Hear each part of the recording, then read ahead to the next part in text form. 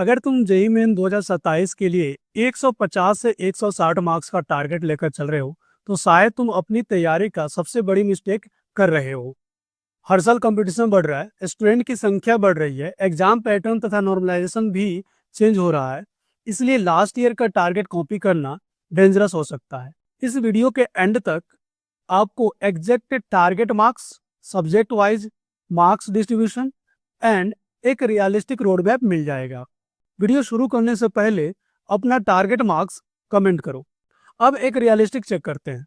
मान लो कि इस बार जेईई मेंस में 16.5 लाख स्टूडेंट्स अपियर होते हैं, तो इन स्टूडेंट के लिए टॉप इंस्टीट्यूट में कितनी सीट अवेलेबल है। तो देखते हैं। आईआईटी में 18,951 सीट है, एनआईटी में 25,162, ट्रिपल आईटी में 11,518, जीएफटीआई में 11,692। मीन्स टोटल सीट मिलाकर के अराउंड 67,000 है। मतलब इतने बड़े क्राउड में से around 4% student he in limited seat को ले पाते हैं। इसलिए जेईई मीन्स क्वालिफाई करना एनफ नहीं है, आपको अच्छा परफॉर्म भी करना पड़ेगा। और यही से सबसे इंपॉर्टेंट क्वेश्चन अराइज होता है। 2027 एस्पिरेंट का टारगेट मार्क्स कितना होना चाहिए? क्या 150 मार्क्स एनफ है, या 170, या 200 प्लस मार्क्स? चलिए डेटा के बेसिस पर इसका आंसर निकालते हैं। ये डेटा है जेईई मेन के 99 परसेंटाइल ट्रेंड का। जनवरी अटेम्प्ट में एक इंटरेस्टिंग ट्रेंड देखने को मिलता है। 2024 में 99 परसेंटाइल लाने के लिए 200 में 35 मार्क्स स्कोर करना पड़ा है, और यही मार्क्स 2026 में 171 हो गया है। मतलब मार्क्स की रिक्वायरमेंट कम हुई है। इसका मतलब ये नहीं है कि पेपर इजी हो गया है। एक्चुअली पिक्चर यहाँ उल्टा है। और टफ शिफ्ट में देखें तो 2023 में 99 परसेंटाइल लाने के लिए 155 मार्क्स लाने पड़े हैं, और 2026 में भी 155 मार्क्स लाने पड़े हैं। तो ओवरऑल ट्रेंड ये इंडिकेट करता है कि पेपर की difficulties shift to shift variation को इग्नोर नहीं किया जा सकता है।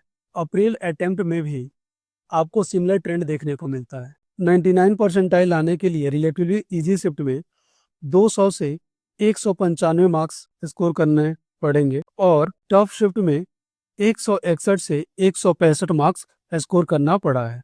तो यहाँ से एक इम्पोर्टेंट लेसन मिलता है।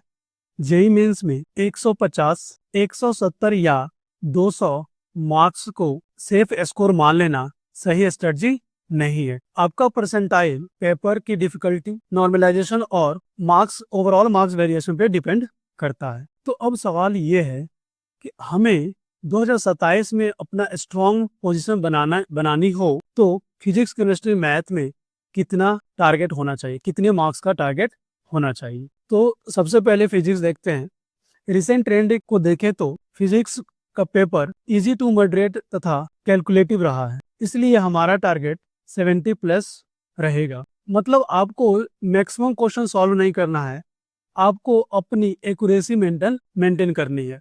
और केमिस्ट्री की बात करें तो पेपर आपको ट्रिकी एंड लेंदी रहा है, इसलिए हमारा टारगेट यहाँ 60 प्लस रहेगा। यानी फिजिक्स के साथ केमिस्ट्री को इग्नोर नहीं किया जा सकता है। दोनों सब्जेक्ट मिलाकर ओवरऑल मार्क्स को स्ट्रॉन्ग बना सकते हैं। अब सबसे इंटरेस्टिंग सब्जेक्ट मैथ की बात करते हैं। इसमें फिजिक्स और केमिस्ट्री के जैसा स्ट्रेटजी नहीं होगा। यहीं पे बहुत सारे स्टूडेंट्स मिस्टेक करते हैं। उनको लगता है कि मैथ में 99 परसेंटाइल लाना है तो 80 से 90 मार्क्स लाने पड़ेंगे मैथ में भी, लेकिन ऐसा नहीं होता है। रिसेंट ट्रेंड को देखें तो 2025 में 50 से 60 मार्क्स लाने पड़े 99 परसेंटाइल के लिए, और 2026 में यही 36 से 59 यानी 36 से 59 मार्क्स लाना पड़ा है 99 परसेंटाइल के लिए। तो हमारा टारगेट रहेगा नॉट 40, 50 मार्क्स लेकर चलते हैं, 50 प्लस मार्क्स।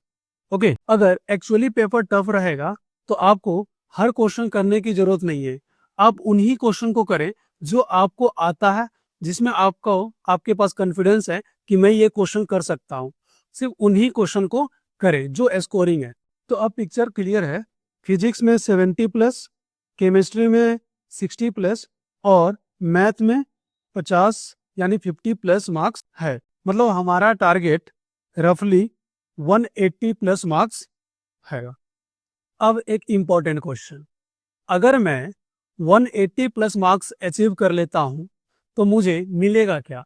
तो चलो हम देखते हैं कि अगर आपको टॉप एनआईटी में सीएस ब्रांच चाहिए तो उसके लिए कितने मार्क्स की रिक्वायरमेंट पड़ेगी। एनआईटी त्रिची जैसी टॉप एनआईटीज की बात करूं तो आपको 203 से 220 मार्क्स लाना पड़ेगा, यानी कि 99.9 परसेंटाइल। और सूरतकल तथा वारंगल जैसे एनआईटी की बात करूं तो आपको 200 प्लस मार्क्स स्कोर करने पड़ेंगे, यानी कि 99.8 परसेंटाइल। और राउरकेला के लिए 190 प्लस यानी 99.8 परसेंटाइल। और एनआईटी इलाहाबाद की बात करूं तो 189 से 202 मार्क्स, यानी कि 99.7 परसेंटाइल।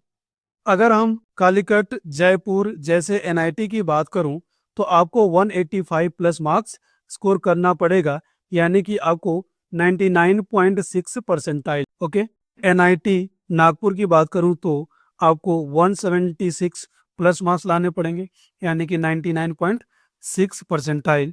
और एनआईटी सूरत की बात करें तो आपको 167 प्लस मार्क्स लाना पड़ेगा, यानी कि 99.4 परसेंटाइल।